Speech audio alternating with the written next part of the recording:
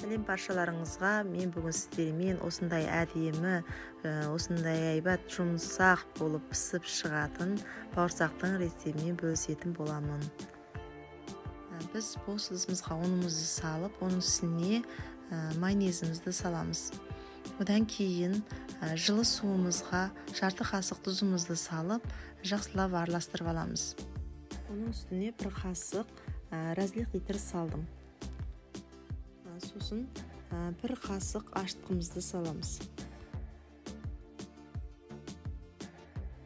Одан кейін оның үстіне 2 қасық қантымызды саламыз.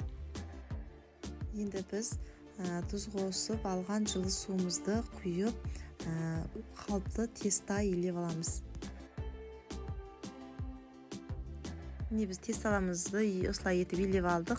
Енді біз оны 2 есе болып көтерілгенше ашытып аламыз. Біздің тестамыз осындай әдемі болып көтерілді.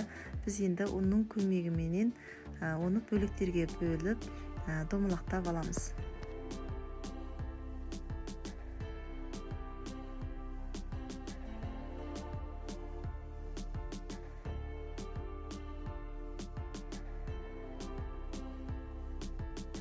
Біз енді осылай бөліктерге бөліп алғаннан кейін енді оқтаудың көмегіменен өте жұқа емес, қалыпты етіп жайып аламыз.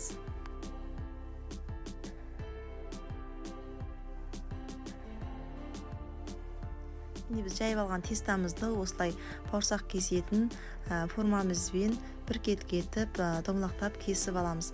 Кесіп алғаннан кейін оны 15 минутқа майымыз қызғанша көтерілуін күтеміз.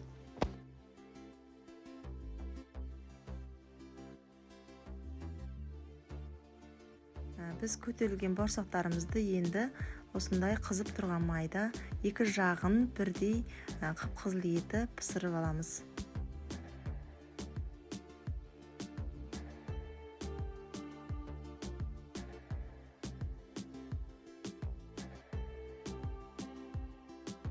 Біздің бауырсақтарымыз осындай әдемі әрі дәмді, жұмсақ болып шықты.